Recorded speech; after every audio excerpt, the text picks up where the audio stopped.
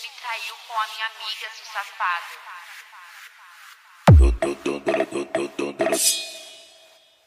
Que porra é essa que você me traiu com a minha amiga, seu safado?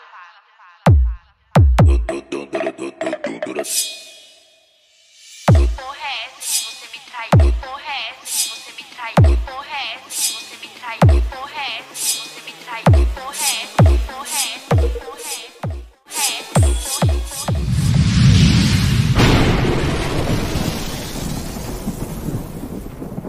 So mga lods, meron tayong tanggap na Miritsan, ano? So ayan, bali dalawa. My location is So itong mga bateryan to sira na. So itong ano na to is ang problem na to is nag-a-alarm na siya yung ating BMS. So hindi na siya nagpa-function talaga.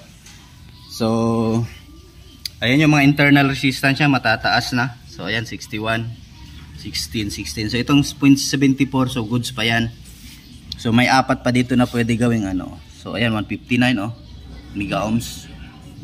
So matataas na siya. So kaya pagdating doon sa BMS, nag-unbalance siya. Pag titignan mo siya sa LCD, although pag isa-isahin mo siya 3.2 kada isang baterya. Pero kapag i-series mo na siya, ay may iilang cell na umaabot hanggang 5 volts. So ayun, nagluloko na siya. So tinesting ko yan siya i-charge. Yung kada isa ganun talaga, wala na siya. Kasi nga ay na-i-charge ni customer ng ang charging current niya is nasa 80 ampere. So iba-iba to, iba din may-ari nito, iba din may-ari nito. Pero iisang installer lang. So lahat ng client ay tumawag sa akin na ipapa-repair daw nila yung baterya nila. Kasi sayang daw. Kasi hindi pa umabot ng year to, no? Lalo na to, ito bago to eh. So, ayan, may nag-chat sa atin. So, ito, nag-order tayo ng mga cell. So, ang na to is EV cell. Yung niya, baterya. Life of 4, no? 3.2. So, yung isa naman, natanggal ko na yung battery niya. Ito talaga, ay sobrang kawawa talaga siya. Nag-bloat lahat, mga lods. So, ayan, no? Busog-lusog. Yan UP na siya, mga lods. Gawa nga gumalaw yung natin. So gusto na may-ari palitan na ng bago. So ayun, nagkasundo naman kami sa presyo. So iba forma nito eh, iba din to. Ayun ito yung unang model ng Miritsan. So hirap hanapin ng cell na to. So ayan, abang na lang tayo, continue lang tayo sa video natin kapag dumating na yung mga cell, pati cell nito. So hirap hanapin kahit sa Alibaba wala. So palit na lang tayo ng ibang cell. So ito, ganoon din. Ito walang problema, pwede lang sa Cat-L. Palitan lang natin to ng Cat-L kung wala tayong mahanap na AB. So may hinahanap akong AB na supplier, kaso ko konti na yung stock. So ayan, continue lang tayo. So ayan mga lods, at dumating na yung mga cell na in order natin. So ito sa isa, kompleto na yung sa doon natin. So yung itong isa dito is kulang pa, no? Kulang pa ng 2, 4, 6. Kulang pa ng 7 ata, 7. So ito mga lods. At, siguro baka darating yung bukas. So matapos na natin to, no? So dito ito sa kabila. So dapat negative. So ganyan tayo dito.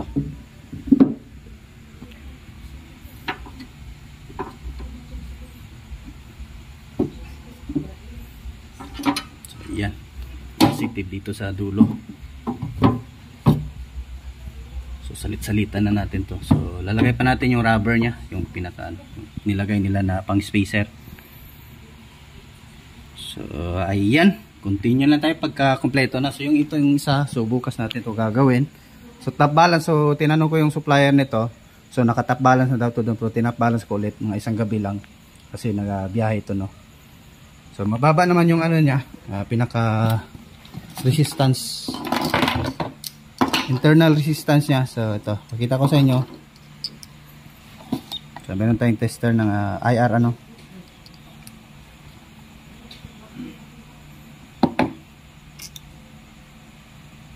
So ayan. 3.3. So check na naman. So 3.3 tapos 0.30 mega ohms. So yan. So goods na goods.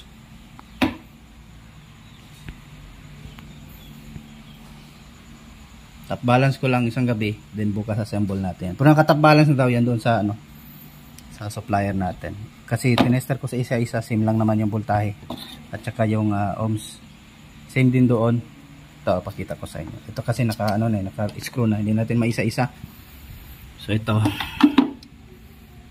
positive, then negative. So ayan 3.2, 0.25 mega ohms. So it means condition na condition yung cell natin. Brand new na brand new.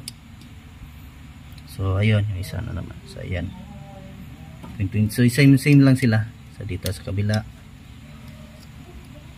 Ayan. So ayun, 3.3. Pero itatap balance ko pa rin to, no, bago natin i-assemble. Para pantay-pantay yung cell natin.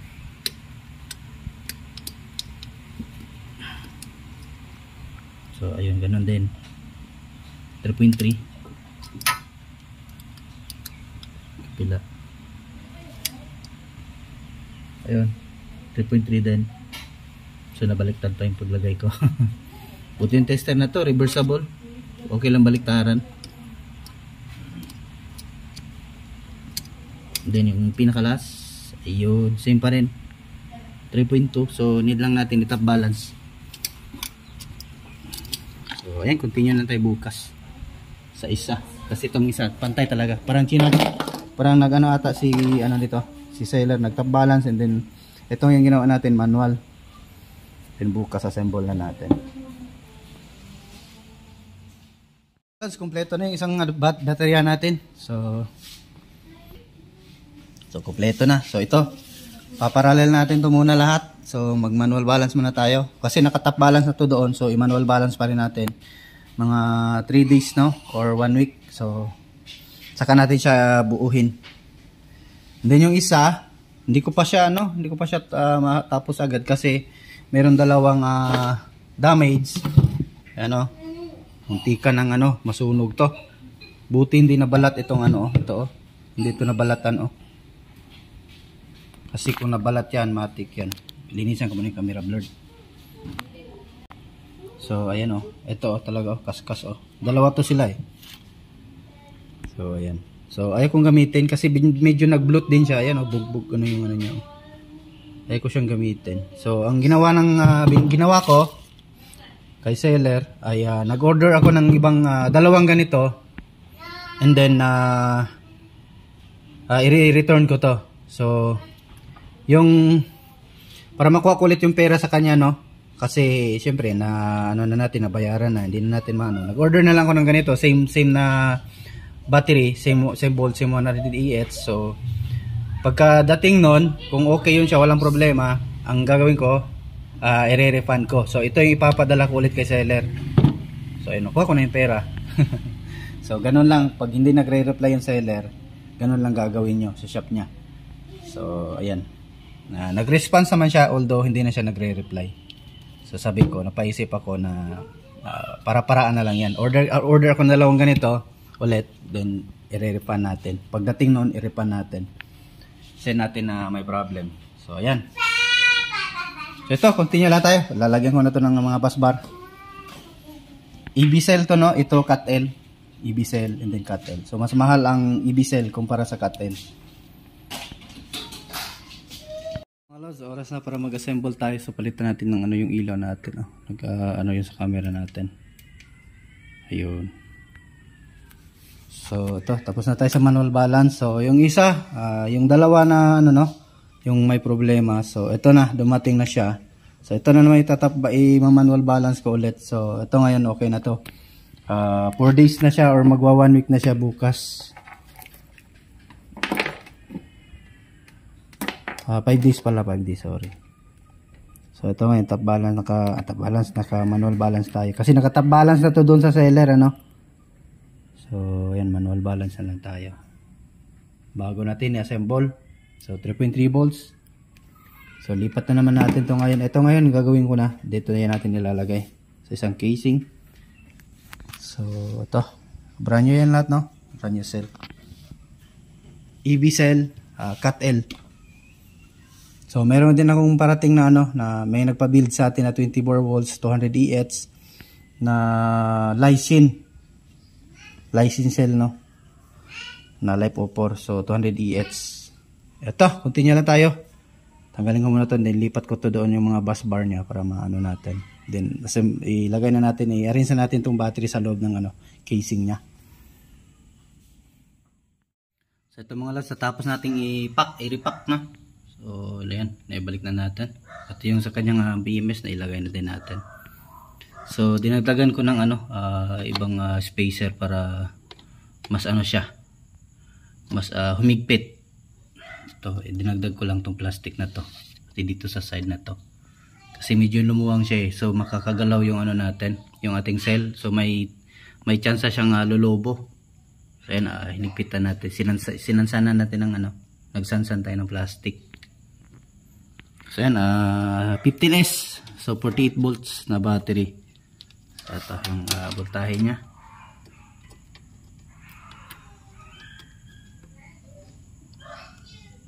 So 49.6. So tignan natin kung hindi na nag-a-alarm to, kasi yung unang problem nito is nag-a-alarm yung ating BMS. So itong red na to dito, ito ay umiilaw.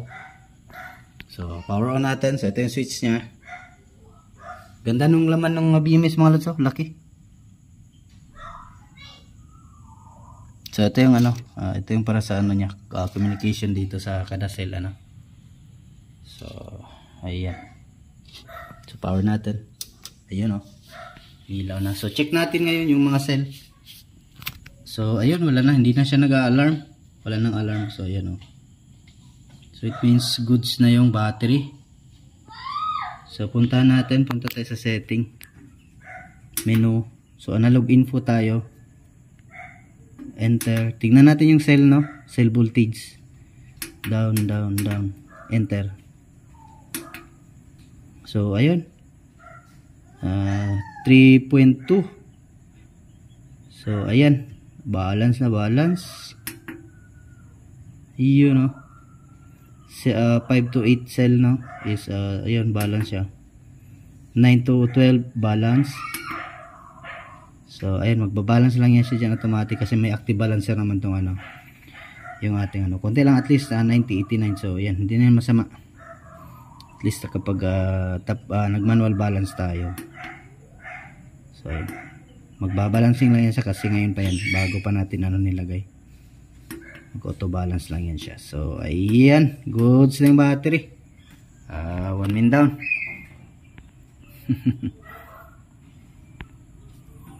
So ito kasi nung last ito kasi 15 cell from dito sa na to 13, 14, 15.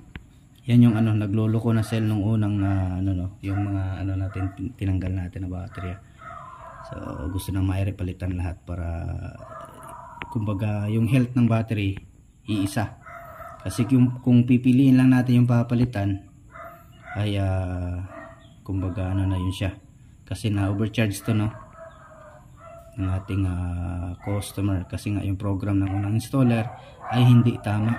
So ito yung naitama na natin. So ihatin na naman natin to doon sa kanila.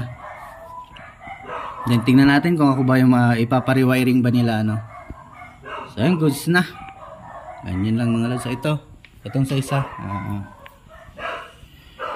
ito ibibigay ko to sa kanya. Ito yung mababa na resistance. Ito 1.5 1.15 mega ohms, 1.44 mega ohms, 0.74 mega ohms, 1.84 mega ohms. Ito ang tataas na. Hindi ko na ito ibigay sa kanya.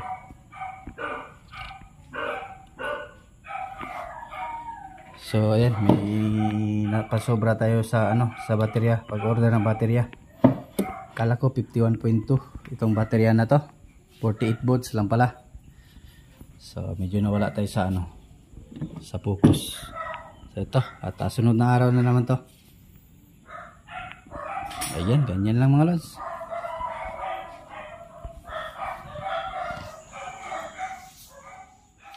Mga lods, lods, at ito, need natin baguhin yung ating BMS kasi nakahiga siya. Need natin ilagay dito kagaya ng isa kasi hindi magkasya siya. Magkasya yung battery natin, mga cell natin ano. Hindi magkasya, need natin iurong kaunti dito para paganyan tayo ng paganyan ano. Need natin ng ganyan para magkasya sa. Need natin dalawang ganyan para mapagkasya natin. So need natin na baguhin yung yung ng BMS natin, yung plantada ng ating BMS kasi yung old kasi na battery nito hirap hanapin. So wala talaga akong mahanap, kaya ang solusyon ko dito, babaguhin lang natin itong pinaka-lock nya, itong pinaka-casing nya kasi hindi magkasya itong battery natin na nabili ano. So no choice talaga ako. Kung EV cell din naman ganun din, mas mahal kasi ito siya. So ayan, need natin maiurong. So ito, babaguhin natin to, itong ating BMS. So need natin ganyan siya yung ating pagkalagay. Ganyan pa-side ano. Tagalin muna natin itong ano nya.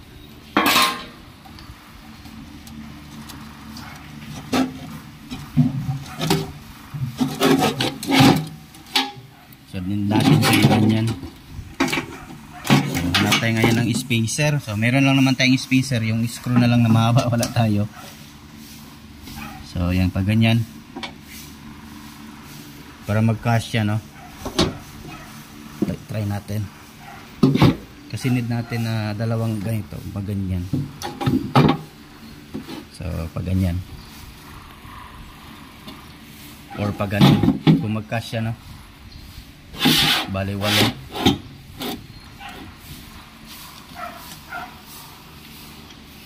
Siguro kung magkasya na siguro, need ko lang tanggalin tong ano. Pag ganyan din kasi natin, hindi na matakpan, hindi na mag ano yung takip nya.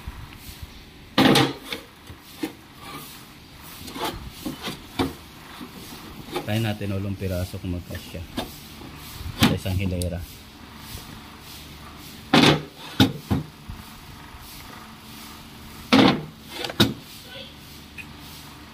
2, 4, 6.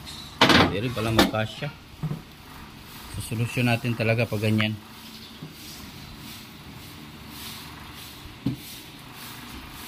2, 4, 6, 6 lang. Hanggang 7 lang pwede.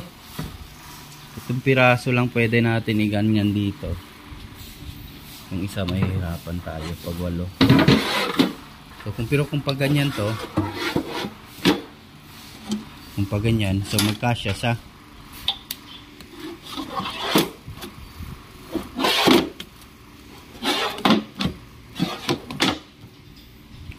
Kasya siya no, 8 piraso. Ayan. So pwede siya ganyan. So ayan. So ito, gawan ko muna to ng paraan tong BMS nya na mailagay natin ang patagilid ganyan. Ayan. So magsusukat pa tayo nito. Ito, continue lang tayo mga lods. Ito mga lods, at ayan, nahatiin na natin yung ano, yung pinaka-casing pinutol natin, ano, yung pinaka ano ng battery. Ayan o, kinat natin para maurong natin dito, papunta dito yung pinaka ito. So din naglagay tayo ng acrylic para pantay level yung ano sa baba, no, kung saan lalapat yung baterya. So ito ngayon, goods na siya. So ayan. And then yan, huwag kalimutan i-like nating video mga lods ano. So ito sample lang, lalagyan pa natin to ng rubber dito sa ano, or spacer sa gitna ng ating mga battery. So sample lang to, testing lang natin, saka natin i-final build. Yun o.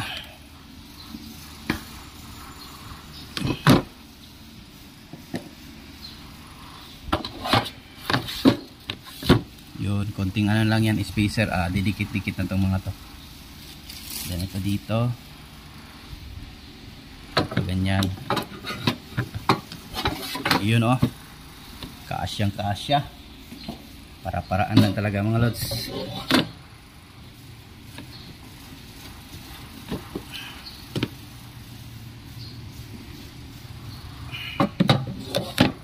Ito.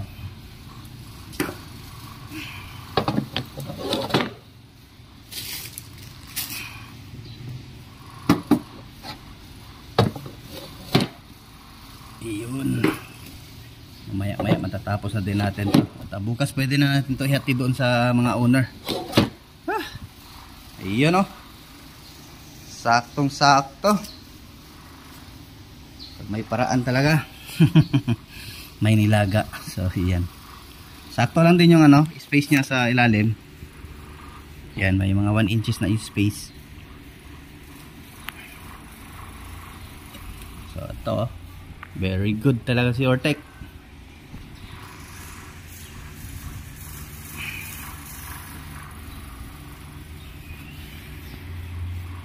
Ito, assemble na natin ito mga lods, ano? So tingnan nga natin ano nito, spacer ito ba? Hindi ata ito. Baka ito. Ito atang copper na to. Ito pala. So yun. May pwede pa natin i-distance. Ayan oh, pwede pa natin lagyan ng spacer sa gitna. So pwede pa siya. So ayan, continue tayo ulit at ito final build na natin. Lagyan natin ng mga wirings dito, yung sa kanyang ito. Yung sa kanyang BMS ano. So ito, final build.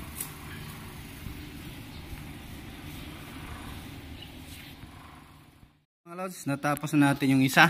So ayan, meron ng puntay nilagay dito. So ayan, higpit na higpit talaga to. Yan o. So tester natin yung internal ano yan. Itong ating ano, pinaka internal voltage na hindi dumaan sa BMS.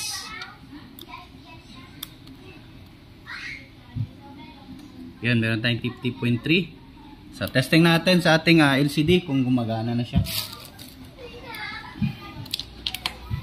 So ito meron tayong ginawang ano para pantakip dito para hindi magka-short no. For safety na din sa ating battery. Mga terminal. Ayan oh. So then lalagay natin tong lock niya sa taas. Para hindi in case magkabaliktad-baliktad hindi magagalaw yung hindi malaglag no or dislocate yung ating mga battery. So testing natin sa LCD niya. Tingnan natin yung mga cell. Kung so, mamaya na natin ito pupunasan. So tignan natin kung okay na agad siya no. Kung wala na bang, hindi na ba siya nag-a-alarm?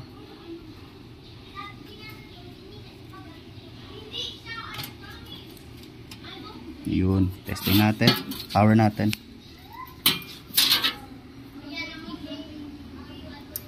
Yun no.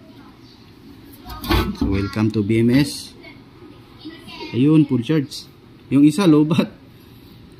Kasi nga ay hindi ata yung chinarge ng hindi nagka-top balance yun no ng ating seller. So wala nang alarm, so it means working na siya. Enter tayo. Menu, analog. So cell voltage. So meron tayong 49.89 pack yung pack natin ano. Cell voltage. Ayan. So ayan oh.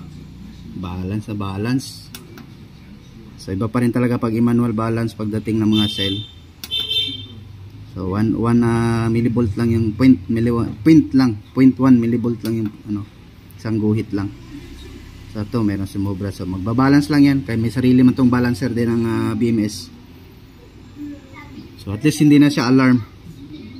Kasi nung una itong ano natin nag-alarm, same pa rin dun sa isa nag-alarm. So ito mamaya or bukas ano na to siya, magle-level na din mga to. Yan oh, working na. So ito, lock na natin yung ano, cell natin. I-off muna natin to. So yan, ganyan lang. done repair na naman tayo. Another successful ano na naman natin content. So sa paglagay nito mga lods, ingat lang talaga kayo sa polarity, no? So double check talaga, baka magkamali kayo ay masira yung inyong battery, no? So tatalian natin to ngayon kasi yung lock nya, yung sa side ay mahirapan tayong ilagay.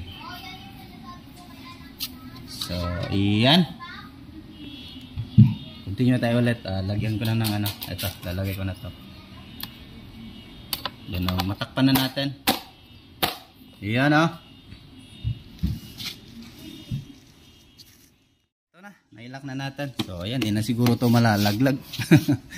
Daming screw nilagay ko.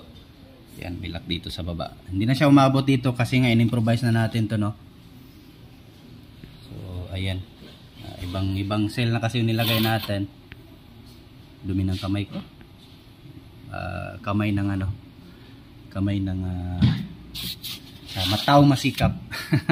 Pero walang pera. So yan, ito lagay na natin tong takip.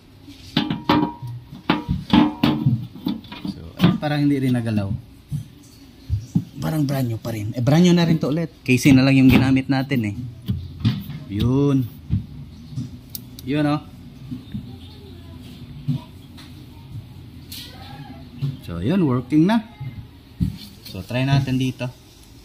Yun. Tester natin kung may output na. Positive, negative.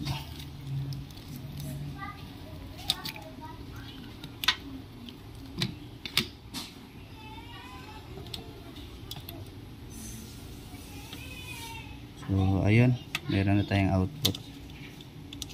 Oops. Hindi ko may tama. Oops, wait lang. Dito matama yung ano. Ayun, meron na tayong 50.3. So, ayan, goods na. Pwede na to. So, ang gagawin din natin doon, i-rewiring natin yung ano nila kasi pangit ng pagka-install ng unang installer. I-rewiring natin yun doon. So, itong metal enclosure sa kanila to. So, wala silang ETS, hindi sila naglagay ng ETS sa kanilang setup. Ginawa lang siyang parang generator, i-on lang siya kapag blackout. So, sayang yung baterya. Sayang din yung harvest ng panel, hindi nagagamit ng customer, ano. So, ipa-part 2 na lang natin yon kasi ito, masyado na mahaba yung video natin.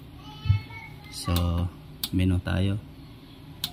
So, gawin na lang din natin ng ibang content yan, ano. So, yan, at nang mainganyo din kayo mag-solar ng mga lods, ano. So, kahit pa paano, magkaka-idea kayo dito sa channel natin. Hindi naman tayo gaano kasi talaga yung magaling kagaya na, ano, nila Solarens, nila Sir GF, ano. So, at least, at, so, kahit pa paano, hindi naman to nila pinapakita, yung mga ganito, Iba naman din yung pinapakita nila. So, yung kanila kay Solarens, ay, matutunan mo doon yung capacities, yung, ilang watts, yung ano. So, doon din tayo nagkaka-idea. Idea lang din, so hindi natin ginaya sila kasi alam mo na, iba naman tayo, technician tayo So ayan, goods na. So ayan.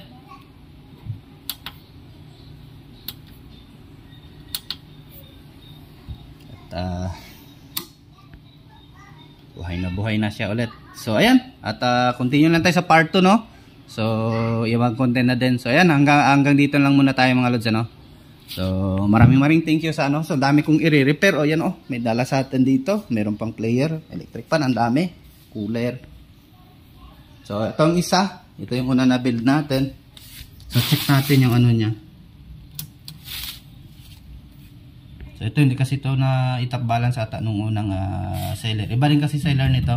Yung kinuhanan natin ng cell. Menu. So yun kasi parang nakatap balance yun doon sa seller, no? Nakatap charge, naka-charge yun siya. Enter. So ayun, no? Okay na, okay. Ayun. Goods na. So ayan, yung may mga gustong ipapa-repair. Malaya po kayo magano sa atin, ano?